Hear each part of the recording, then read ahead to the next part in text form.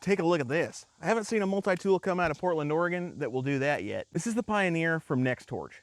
Before you even open it up to see all those features, right on the outside of it, you're gonna have that zip tie cutter. Check that out.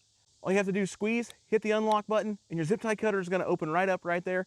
This is the biggest zip tie I could find, and it cuts through it just like butter. On the outside, you're gonna have your regular pocket knife blade, easy to open flathead screwdriver, and also that gut hook.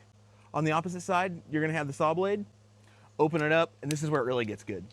You thought you were gonna see a big pair of pliers, didn't you? Nope. Check out that industrial set of shears. Those have a serrated edge on them, and they are super sharp. But what about the pliers? I'm glad you asked. What about the pliers? I'm glad you asked.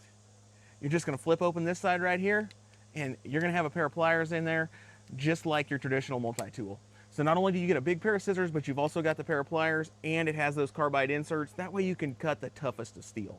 And then when it all folds up, you've got your pocket clip right there for everyday carry. And if you'd rather carry it in a sheath, it also comes with one of those. All you have to do is remove those two screws on the top, and you can put it in the sheath.